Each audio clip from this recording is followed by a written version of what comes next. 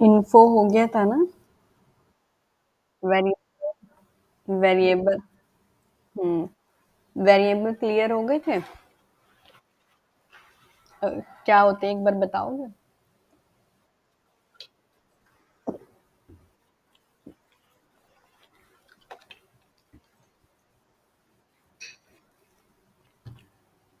मतलब कि जैसे मैं इसको चेंज कर सकती हूँ किसी भी एक्सप्रेशन के लिए।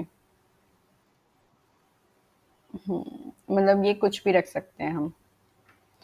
उसके बाद डेटा टाइप्स।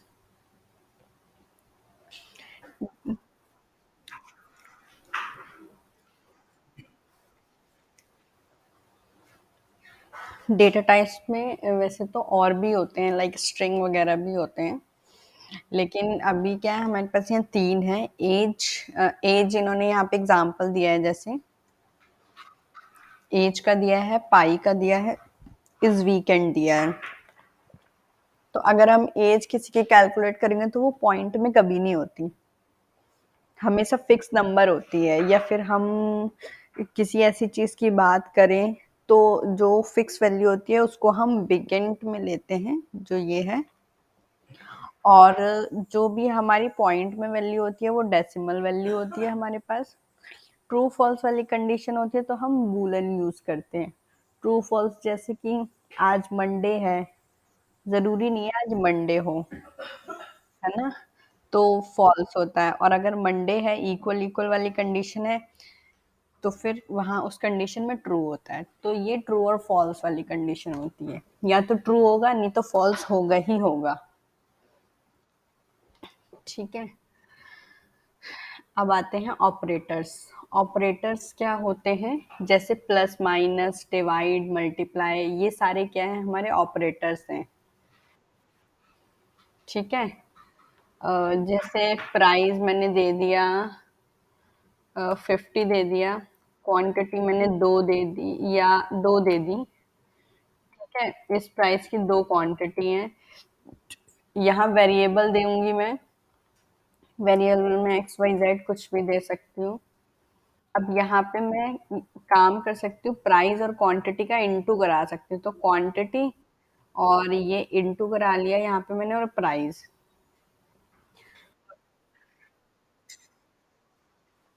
दिख नहीं रही है? 50 50 50 डाला है मैंने। एक मिनट। अभी क्लियर है? देखो, प्राइस मैंने फिक्स वैल्यू दी है 50, क्वांटिटी दे, ये वेरिएबल है। ठीक है, प्राइस की जगह मैं कुछ भी दे सकती हूँ। और क्वांटिटी मैंने दो दे दी। क्वांटिटी की जगह अमाउंट कर सकती हूँ मैं, या क्यू टी वाई कर सकती हूँ, कुछ भी। मतलब ये नेम हमारे ऊपर डिपेंडेंट होते हैं, हम कुछ भी दे सकते हैं।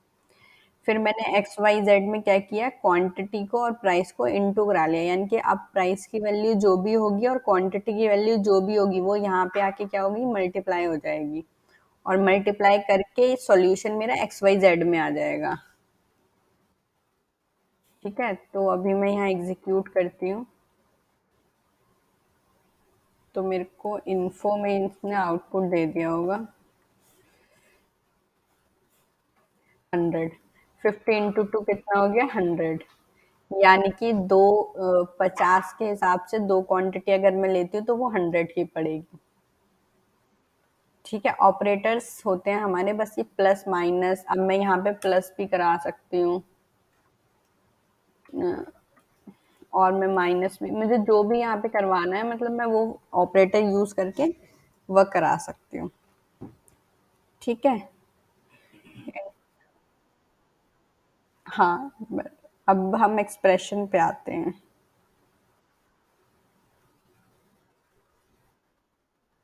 हाँ हाँ हाँ।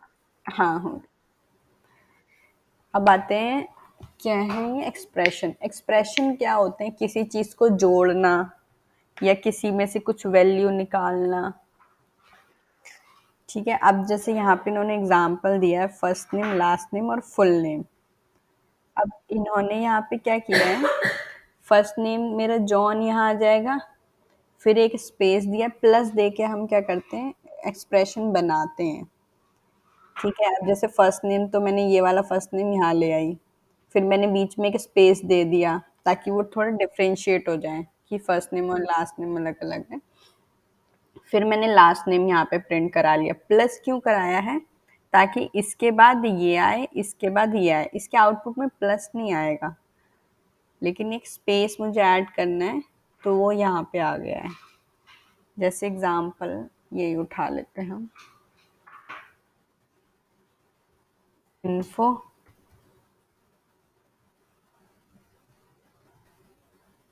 Full name. ठीक है, अब क्या होगा, जैसे मैंने ये प्लस लिया हुआ है ना यहाँ पे, तो ये प्लस मेरे आउटपुट में नहीं आएगा। फर्स्ट नेम जॉन का आएगा, लास्ट नेम स्मिथ आएगा, और बीच में मैंने ये स्पेस दिया ना, तो ये स्पेस आएगा बस।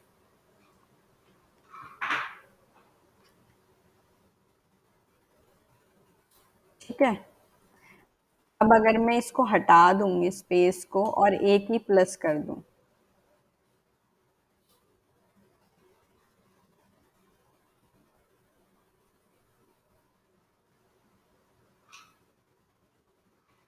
तो अब मेरे पास स्पेस नहीं आएगा। ठीक है, स्पेस के लिए मैंने क्या किया था, यहाँ पे डबल इन्वर्टेड कॉमा में एक स्पेस दिया और उसके बाद मैंने प्लस लगा दिया। यानी कि पहले ये आएगा, फिर एक स्पेस आएगा, फिर ये आएगा। अगर मुझे कुछ और करना है तो फिर मैं यहाँ पे प्लस लगाऊंगी। फिर उसके बाद सपोज मुझे कोई और वैल्यू देनी है, तो मैं डबल इन्वर्टेड कॉमा में फुल नेम कर देती हूँ। फिर इसके बाद बस, मतलब मैंने अब फुल नेम और लगा दिया इसमें।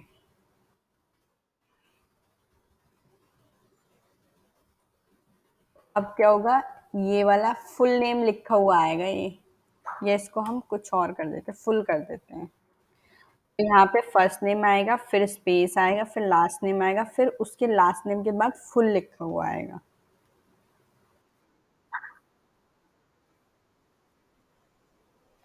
हाँ, जैसे हम लोगों को कभी आईडी जनरेट करनी होती है ना, तो हम क्या करते हैं, फिक्स वैल्यू लगानी है। अब जैसे किसी ने अपना कोड लिख रखा है कि मेरी कंपनी का नाम है CMP कैप्स में, उसके बाद मैंने क्या किया, ये फर्स्ट नेम का वेरिएबल लगा दिया, जैसे यहीं पे ही बनाते हैं हम।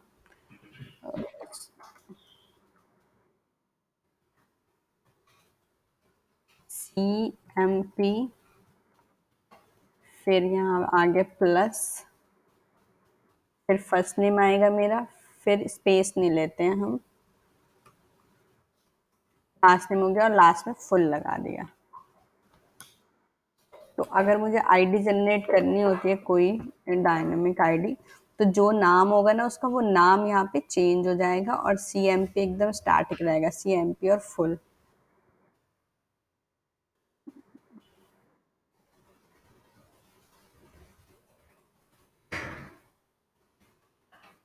ठीक है, इसके पीछे काउंट भी चला सकते हैं, जैसे 0102 करके। ठीक, उसके बाद आता है कमेंट। कमेंट हम कोड में किस तरीके से कर सकते हैं? यहाँ पे दो तरीके से हम कमेंट कर सकते हैं। अगर सिंगल लाइन कमेंट करना है हमको, तो हम डबल स्लैश लगाते हैं, और बहुत सारी लाइन होती हैं, सपोज में, तो यहाँ पे स्लैश स्टार, और जहाँ तक कमेंट करना है वहां तक स्टार और स्लैश, इस तरीके से बंद करते हैं हम। अब इसके नीचे आप कुछ भी लिखोगे वो कमेंटेड नहीं होगा। ठीक है, ये कमेंट करने के तरीके हैं, ये दे रखे हैं। ये तो हमारा बेसिक है। अब आते हैं कंडीशनल स्टेटमेंट, जो हम इफ एल्स वाली कंडीशन कर रहे थे उस दिन, वो। अब यहाँ पे क्या होता है, सिंपल सी चीज है इफ एल्स में। इफ अगर ऐसा है, ठीक है, जैसे प्रोडक्ट क्वालिटी इक्वल इक्वल 5 के होनी चाहिए। ठीक है, तो इन्फो कराएगा ये, यस।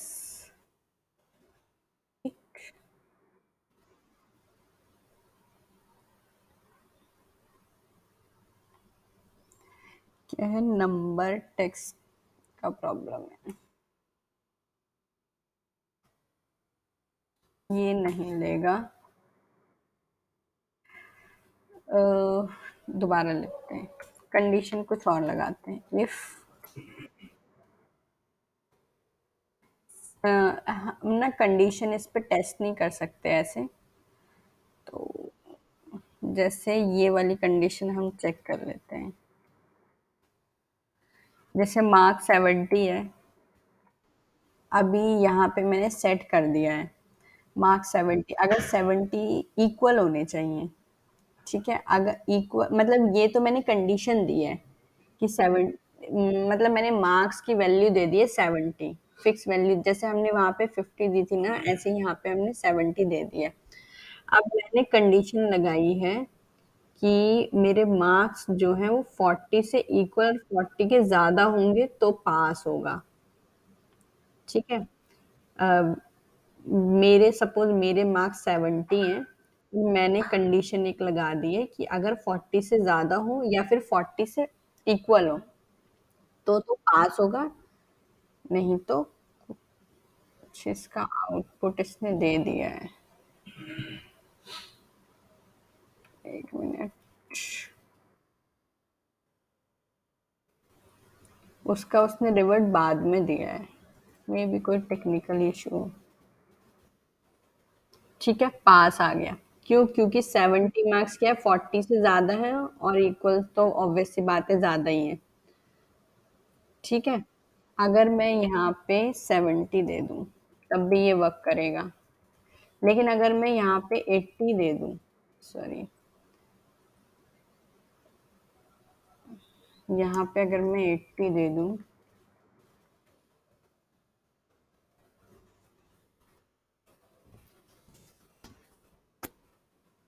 तो ये कंडीशन फुल, अच्छा सॉरी, 70 से तो ज्यादा ही है ना, 30 कर देती हूँ।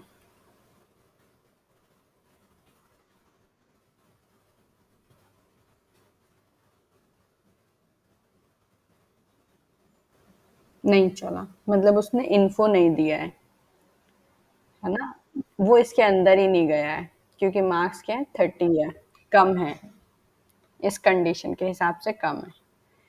तो ये तो इफ वाली कंडीशन है। अब आते हैं एल्स वाली कंडीशन पे। एल्स में क्या होता है, अगर ऐसा है, सपोज इफ में अभी मैंने क्या दिया था, अगर ऐसा है तो ठीक है। एल्स में क्या होगा, अगर ऐसा है तो ठीक है, नहीं तो ऐसा होना ही होना है।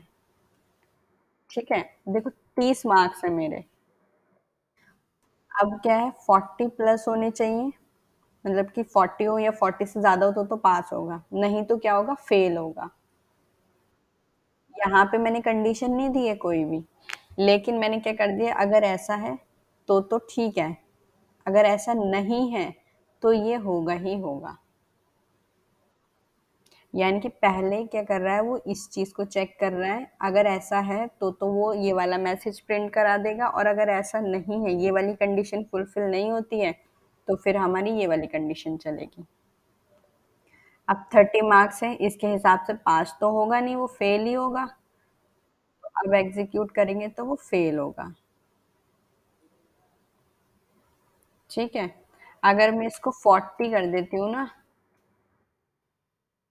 तो ये पास हो जाएगा।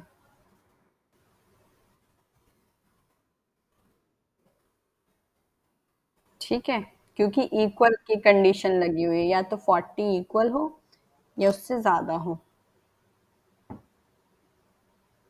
ठीक है, ये वाली दो कंडीशन आज करके देख लेना, और ये एक बार कमेंट और एक्सप्रेशंस वगैरह करके देख लेना।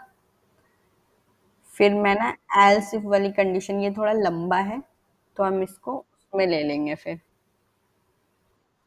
अभी ये कंडीशंस क्लियर हो गई ना?